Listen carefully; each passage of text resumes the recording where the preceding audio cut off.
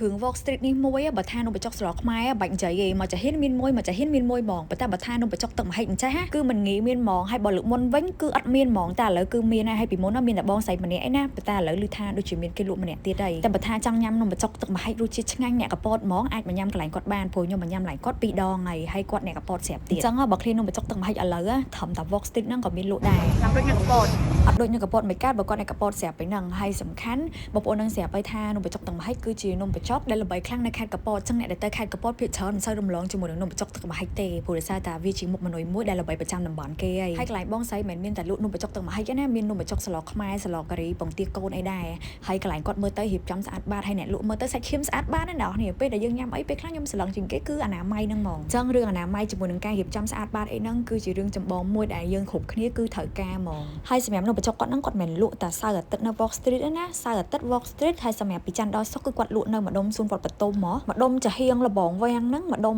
ដែលគេលក់នំគ្រូអីហ្នឹងគឺគាត់លក់នៅម្ដុំហ្នឹងសំខាន់ងាកមកមើលសម្រាប់នំបញ្ចុកទឹកម្ហិចគាត់គឺថាសាច់ឡើងដុំធំនិយាយទៅធំជាងអាខ្ញុំញ៉ាំនៅកពតហើយរៀងសាច់រៀងបែកតែសម្រាប់កន្លែងគាត់សាច់រៀងដុំហើយឆ្ងាញ់មែនតើហើយអានំបញ្ចុកទឹកម្ហិចហ្នឹងបានជាមួយនឹងអាត្រីម្រែហ្នឹងគឺឆ្ងាញ់សាហាវហ្មងមានតែត្រីហ្នឹងទេដែលធ្វើឆ្ងាញ់ហើយចូលជាតិវាចាប់ជាតិគ្នាដោយសារតែអាត្រីម្រែហ្នឹងគឺវាស៊ីតែជាមួយនំបញ្ចុកទឹកម្ហិចហ្នឹងហ្មងបើមិនជាធ្វើត្រីផ្សេងគាត់ថាធ្វើអត់ឆ្ងាញ់ទេតែពេលខ្លះទោះបីជាយកត្រីម្រែមកមែនបើមិនជាយើងអត់មានរូបមន្តច្បាស់លាស់អត់ចេះធ្វើអត់ឆ្ងាញ់ក៏វានៅតែអត់ឆ្ងាញ់អញ្ចឹងត្រូវអត់តែសំខាន់ស្ដាយមែនតើខ្ញុំអត់ដឹងថាតម្លៃមួយចានគាត់នេះម៉ាននេះបងប្អូនទាំងគ្នារាល់ដងខ្ញុំ review ខ្ញុំប្រាប់តម្លៃរហូតតែលើកនេះខ្ញុំអត់ដឹងប្រាប់ថាម៉េចទេដោយសារតែញ៉ាំលើកទី1ពេលហ្នឹងគិតលុយជាមួយនឹងពងទាកូនអីចឹងទៅខ្ញុំអត់ដឹងថាអស់ប្រហែលទេតែដល់ពេលលើកទី2នេះមានណាគាត់ចាគឺគាត់អត់យកលុយខ្ញុំទេដល់ពេលចឹងខ្ញុំអត់ដឹងថាតម្លៃម៉ានចឹងណាចឹងបើសិនជាបងប្អូនទាំងគ្នាដែលជាមួយគាត់មិនថាវត្តបតុមមិនថា Wall Street ទេចាំជួយ comment តម្លៃ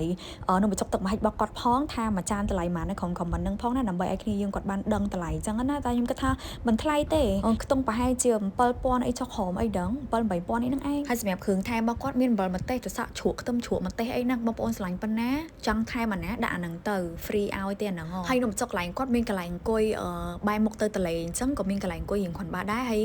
នឹងមួយទៀតអង្គុយលើតុកៅអីតែខ្ញុំទៅហ្នឹងមនុស្សច្រើនអញ្ចឹងកន្លែងតុកៅអីហ្នឹងមានគេអង្គុយឯងការខ្ញុំញ៉ាំលើកទី1គេអត់សូវស្គាល់កន្លែងគាត់អត់សូវមានមនុស្សទេតែដល់ពេលឥឡូវហ្នឹងគឺមនុស្សច្រើនមែនតើអញ្ចឹងបងប្អូនតាគ្នាចង់ញ៉ាំនំបញ្ចុកទឹកម្ហិចអីទៅកន្លែងគាត់បាននិយាយទៅឆ្ងាញ់ហើយណាមួយអានំបញ្ចុកទឹកម្ហិចហ្នឹងគេមិនញ៉ាំរសជាតិដិតទេគេញ៉ាំបែបស្រាលទេណាតិចបងប្អូនទាំងគ្នាទៅដល់ញ៉ាំនឹកថាឆ្ងាញ់អីសាបស្លែមហ្នឹងហើយថែមគ្រឿងខ្លួនឯងទៅព្រោះអានំបញ្ចុកហ្នឹងគឺគេញ៉ាំរសជាតិប៉ុណ្្នឹងឯងអញ្ចឹងសម្រាប់ខ្ញុំនំបញ្ចុកទឹកម្ហិចគាត់គឺឆ្ងាញ់ដូចខ្ញុំញ៉ាំនៅខេត្តកពតអញ្ចឹងហើយបើសិនជាបងប្អូនទាំងគ្នាចង់ញ៉ាំអីនេះអាចមក Wall Street បានហើយបើសិនជាចង់ដឹងទីតាំងម្ដុំសួនវត្តបតុមអាចតាក់ទងទៅ Telegram គាត់បានសម្រាប់នៅ Wall Street វិញគឺគាត់លក់នៅម្ដុំប្រឆិតជាមួយនឹង Salma Hotel ហើយនៅទល់មុខអាកន្លែងនេះបងប្អូនអាចមើលតាមជាក់ស្ដែងបាន